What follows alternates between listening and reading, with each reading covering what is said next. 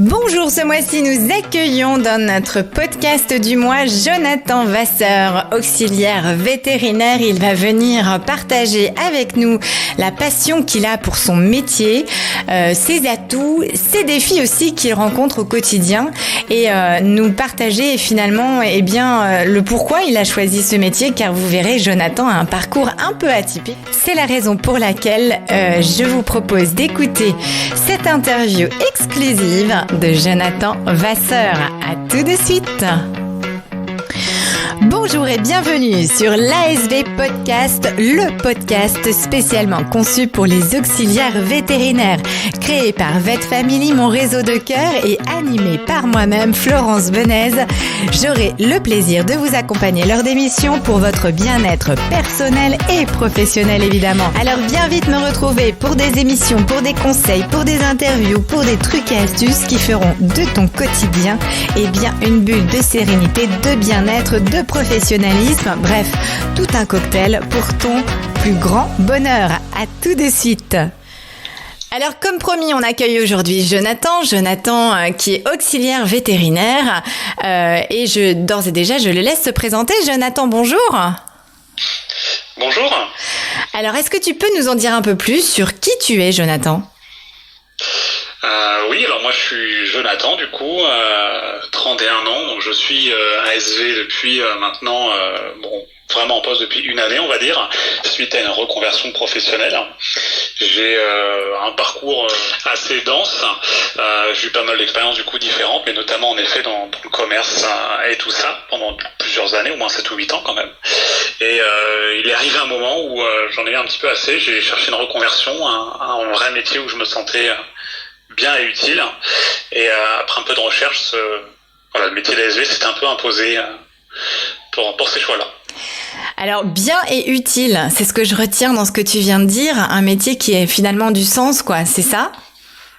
C'est ça, vraiment c'est ça. Ouais. Et pour quelle raison ça s'est plus porté sur ce métier d'auxiliaire vétérinaire et de la santé animale en général ?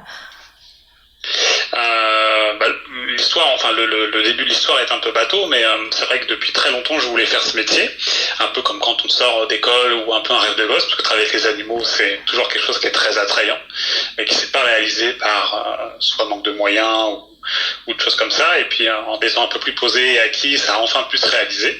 J'ai eu quelqu'un de ma famille qui est aussi ASV, donc ça m'a permis un peu de connaître un peu le métier et de me dire qu'en comparaison des autres choses que je pouvais faire, que ASV, ça, même s'il y a des contraintes, ça a l'air vraiment d'être cool et il y a une vraie envie d'aider non seulement évidemment les animaux, mais aussi les autres. Donc ça s'est bien mis en place, oui. Ce que j'entends dans ce que tu nous dis, Jonathan, c'est qu'il y a quand même cette passion qu'on peut avoir, ou en tout cas ce rêve d'enfant qu'on a, et que de par le parcours que après on nous propose ou qu'on choisit, c'est pas forcément celui-là qu'on choisit, et on y revient quand même à ses premiers amours. C'est chouette, ça. Ah oui, totalement. En effet, je me suis, après peut-être comme beaucoup, c'est un peu le problème des jeunes peut-être maintenant, mais on se cherche un peu, c'est difficile quand on sort de l'école de dire qu'est-ce que vous voulez faire tout de suite pour toute votre vie. Et ouais. Donc il a fallu chercher un petit peu, et puis je regrette pas du tout, après avoir fait quelques stages et quelques mises en situation, et après une fois être vraiment dans le métier, j'avais beaucoup de peur en disant que c'est compliqué toujours de se réorienter quand on a une vie vraiment en place et active. Et moi je peux te dire aujourd'hui que je pense pas avoir fait d'erreur et que j'aime vraiment ce métier, quoi. Génial. Et qu'est-ce que tu préfères dans ce métier alors finalement aujourd'hui ?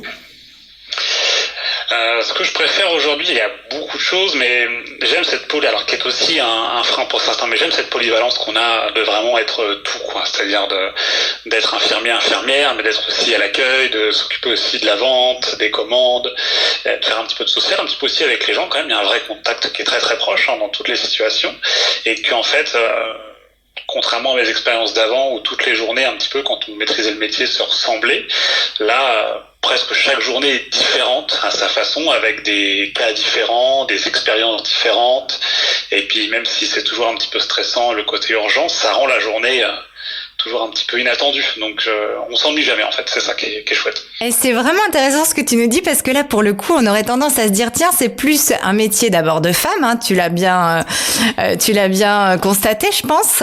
Il n'y a pas beaucoup d'hommes et pourtant il y en a de plus en plus et en même temps cette multidisciplinarité effectivement est force hein, de ce métier-là et donc implique aussi que vous ayez plusieurs casquettes quoi hein, et ça c'est quelque chose que tu aimes. Ah oui totalement. De toute façon j'ai toujours aimé que les journées soient bien remplies, qu'on puisse faire plein de choses hein, et que les journées se déroulent vraiment au top. Après faut pas non plus qu'on se pète trop dans le rush et tout ça, mais oui. Il n'y a pas de place du tout à l'ennui quoi hein. C'est-à-dire qu'on peut vraiment faire plein de choses puis on se sent investi du coup dans le travail. On a toujours vraiment quelque chose à faire donc en effet comme tu disais je suis seul homme ASV dans la clinique où je suis actuellement. Oui. Ne pas m'en déplaire, moi j'ai pas du tout de problème avec ça, au contraire, je suis très content de travailler auprès de toutes ces femmes avec qui ça se passe très bien. Donc j'espère en effet, comme tu dis, que ça tend à s'améliorer. J'ai vu en effet quelques hommes de plus dans les dernières promotions, donc ce serait cool. Pour une fois que ce soit aussi dans l'autre sens. Donc j'espère, ouais. Super. Alors, est-ce que tu peux nous partager, Jonathan, quelques challenges peut-être, j'aime pas trop parler de difficultés, hein, vous le savez bien, mais plutôt les challenges et les choses qui peuvent être un peu, demander un peu de réflexion, d'expérience, de recul au quotidien. Quels sont les challenges pour toi? Pour remonter un peu ce que je disais, on est vraiment multitâche, mais vraiment multitâche, donc il faut savoir vraiment bien être organiser sa journée, savoir quelles sont les priorités, parce que c'est aussi un métier de priorité bien sûr, et avoir un peu la tête sur les épaules. Hein. Donc faut savoir un petit peu tout à la fois tout faire, ne pas trop céder au stress ou à la panique quand les urgences arrivent, parce que c'est là où il faut un peu se retrousser les manches et dire allez, là ça se gâte un peu, donc il faut y aller, il faut pas trop céder au stress. Et puis normalement ça se passe bien, on est bien épaulé, mais ça fait partie des choses où il faut garder un peu la tête froide.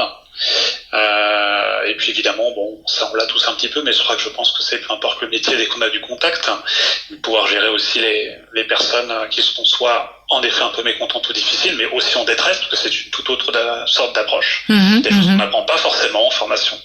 Donc c'est des challenges qu'on rencontre, il y en a plein d'autres, hein, mais c'est les principaux que je pourrais citer. Oui. Ouais. Donc à la fois pouvoir être capable de gérer une communication difficile avec un client mécontent, mais de la même manière un client qui peut être soumis à une forte émotion. Hein. Donc ça c'est vraiment. Est-ce que ton parcours t'a aidé toi dans ce que t'as fait avant, dans ce que tu fais aujourd'hui? Mon parcours m'a un peu aidé, je pense, parce que j'ai travaillé beaucoup dans le commerce. Hein. J'ai travaillé plus de 6 ans donc à Conforama et un petit peu en tant que responsable là-bas. Donc là, le cœur de métier était vraiment 100% la vente et le contact client. Donc j'ai une petite aisance, oui, mais j'ai aussi un peu de recul qui fait que dans les moments un peu difficiles où c'est évidemment moins évident, j'ai un peu de recul et je suis moins entaché, on va dire, émotionnellement ou autre, et j'arrive un peu à gérer la situation un peu plus de loin, c'est plus calme et ça m'aide un peu à poser les choses. Donc je pense que ça m'a aidé vraiment par rapport à ça. J'ai moins de peur là où des jeunes peut-être ASV arrivent et n'ont pas trop cette expérience-là, et le contact client c'est souvent le dernier poste auquel ils veulent commencer. Donc ouais. Bah oui, parce que souvent les gens finalement choisissent ce métier-là plus pour l'animal, hein, le côté la gestion de l'animal et la prise en charge de l'animal. Mais on sous-estime un peu le fait que derrière l'animal, il y a quand même un propriétaire, hein, un propriétaire qui est un client, qui ressent des choses, qui a une communication comme elle est, hein, pas toujours évidente. Et avant d'être proche de l'animal, eh bien il faut savoir se connecter à ce client-là qui peut avoir des attentes et des besoins un peu différents de ce que ressent son animal. Est-ce que tu aurais des conseils de fait à partager, un truc que tu voudrais partager à tes collègues qui t'écoutent? Oui, après, pour rebondir un petit peu à ce que tu disais, en effet, le métier, évidemment, c'est un métier passion, mais ça c'est plus ou moins acquis. J'ai l'impression que personne se lance dans ce métier un peu par hasard. Et justement, j'ai vu un peu avec les jeunes générations où c'est un métier où il faut pas faire l'erreur de l'idéaliser un petit peu. Puisque en effet, la plupart des gens viennent pour les animaux et le soin aux animaux. Et en fait, c'est le cœur de métier, mais pas que. Hein. Et comme je disais, on est vraiment multicasquette et il y a énormément de choses à faire à côté. Donc, faut accepter vraiment le package en entier. Et voilà, si on a le recul et la maturité pour, ça se passe très bien. Mais c'est le petit danger, je pense, de pas idéaliser le métier. Hein. Il y a ses inconvénients et ses avantages, mais il y a aussi quelques inconvénients. Et je pense que quand on est prêt avec ça, c'est super, on peut s'engager à fond. Moi, j'ai eu la chance quand même, malgré tout, avant de prendre ma décision de reconversion, de faire des stages auprès de Pôle emploi de découverte, vraiment, hein, où je me suis dit, même si j'ai ce recul et cette maturité un peu plus, il faut quand même que je sache vraiment ce que c'est. Et en ayant regardé ça, je me suis dit, ok, je vois le métier, le package au global me plaît, je sais dans quoi je mets les pieds, j'y vais, quoi. Et je pense qu'on devrait tous bien s'informer et voir ce qu'il en est vraiment. Ouais. C'est un conseil pour les jeunes, quoi. Ouais, là c'est plus pour les jeunes, mais c'est intéressant. Ça veut dire vraiment d'expérimenter sur place et concrètement dans une structure comment ça se passe et de quoi on parle et qu'est-ce qu'on fait dans ce métier-là en fait. Hein. Donc moi ce que je retiens Jonathan c'est que il faut pouvoir quand même au-delà du métier passion comme tu dis et c'est ce que je trouve de génial dans votre fonction, c'est que tous vous êtes je trouve très passionnés par ce que vous faites, c'est ce qui vous permet d'avoir ces multiples compétences, hein. Je l'ai toujours dit, moi l'ASV c'est vraiment le soleil de la structure, c'est la personne sur qui repose vraiment la clientèle, c'est le premier contact, donc c'est vraiment un rôle important. Il faut effectivement être donc passionné, pouvoir avoir des aptitudes en termes de communication relationnelle et aussi en termes d'intelligence émotionnelle, hein, donc là être capable de pouvoir comprendre ses émotions et ceux de son client pour mieux un peu appréhender cet aspect-là. Et puis faire attention à ne pas trop s'éparpiller, hein, c'est ce que tu disais, être quand même extrêmement organisé, pouvoir séquencer un petit peu sa journée, se préparer pour que vous puissiez au quotidien réussir à relever tous les défis que vous impose cette fonction. C'est ça, Jonathan ? C'est très bien résumé. Est-ce que tu veux rajouter quelque chose ? Non, rien de particulier. Si je souhaite vraiment courage à tout, évidemment les collègues ASV, mais aussi évidemment aux vétérinaires. Hein, c'est des périodes un peu difficiles. C'est vrai que on manque des fois un petit peu de personnel et le rush des vacances, des week-ends où les gens un petit peu arrivent en masse. Il faut qu'on soit là pour encaisser. J'ai la chance, moi, dans mes structures, qu'on fasse face à ces difficultés-là, mais qu'on ait des équipes plutôt soudées et qu'on encaisse plutôt bien tout ça. Et du coup, c'est vraiment mieux de former un bloc, une vraie équipe. Et du coup, on s'en sort dans le sourire et la bonne humeur. Donc, je vous invite à tous à respirer un bon coup, à prendre ces événements, à avoir des bonnes équipes. Et puis, et après, ça se passe super bien. C'est super. Eh ben, c'est génial. Merci, Jonathan, pour ce conseil que je valide et je cautionne parce que tu as dit le mot d'ordre. C'est vraiment la clé de pouvoir bien s'entendre pour bien faire face à des situations où c'est un peu plus tendu, hein, que ce soit l'été ou quand on est en sous-effectif, c'est vrai que c'est la clé. Mais pour ça, il faut que ça soit entretenu au quotidien. Donc merci à toi. Et puis belle route. Merci à toi, merci pour cette interview. À bientôt. Au revoir Jonathan, merci. Au revoir.